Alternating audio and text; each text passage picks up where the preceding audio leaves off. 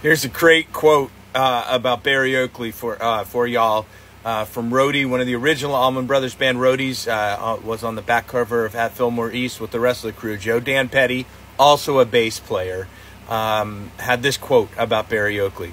Love it. Berry was probably the best rock and roll bass player I've ever seen. Even when he was playing in the Second Coming, Berry played a lot like a guitar player. He played a lot of notes, but he was always very precise, extremely sure-footed, extremely tasteful. He had probably the best imagination I've heard in a bass player. He could really step out with those guitar players and not stomp them, not walk all over what they were doing, but just ride underneath them. He was an extremely aware musician. Love that quote from Dan Petty, and it really fits the guy who set the standard for, psychedelic lead bass or set a standard, helped set a standard for psychedelic lead bass in, what has become, the progenitors of the jam bands.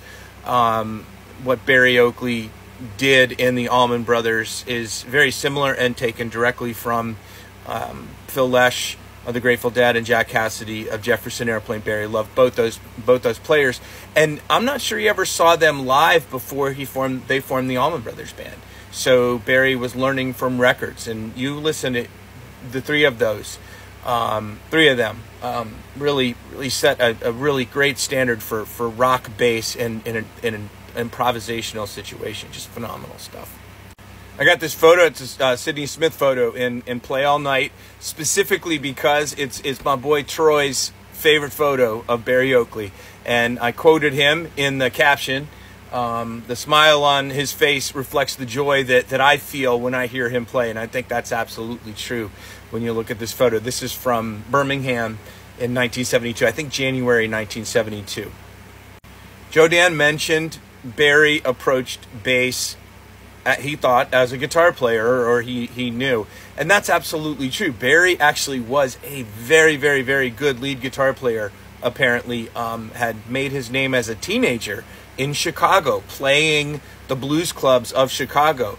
Only reason he moved to bass was because Tommy Rowe, the Romans, Tommy Rowe's backing band, needed a bass player. I think their bass player got drafted or quit the band, something like that.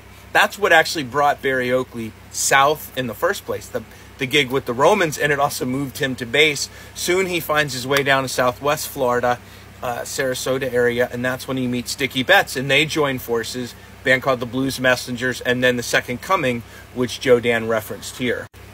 I think I've talked about this before. You may have heard me say this before, but Mountain Jam is my favorite Allman Brothers song, and it's more than a song. It's just a big giant improvisation, and one of my favorite things to do when I listen to that track is it's sort of like catching a wave of what Berry's doing. Berry is often like answering something typically that the soloist is doing, Duane or Dickie, sometimes actually even Greg, less so Greg though, but sometimes he's saying something that the other one answers, and then he continues to answer. But what I like to do is I catch sort of Berry's flow and just listen to the bass line and how it moves up, around, over, under, and throughout Mountain Jam. It's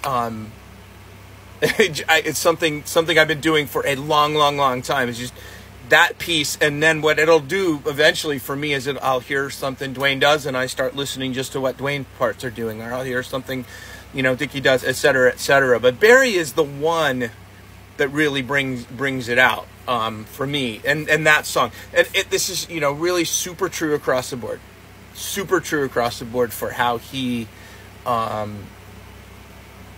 approaches or impacts the Allman Brothers Band in the very, very brief time he was with them. It was 3 years, 3.5 years, and then he, just like Duane, died sadly.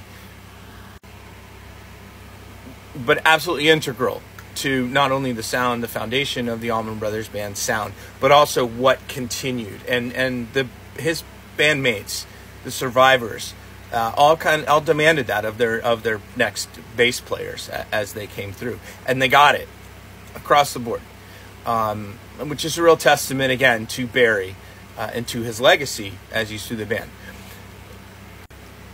Finally, I'm going to share one last piece that I put together. Actually, I pulled from a longer radio interview that I did with a dear friend, Andy Beekler.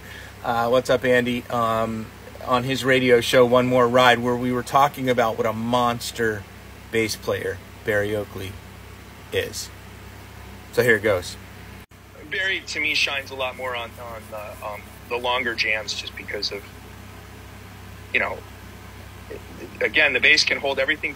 The bass does hold it all together, but he's going places all the time, and it's very clear that they all say it. Dickie says it the most because he's the one who was closest to him, and also has reflected a lot more on it. But Berry is he's just a monster.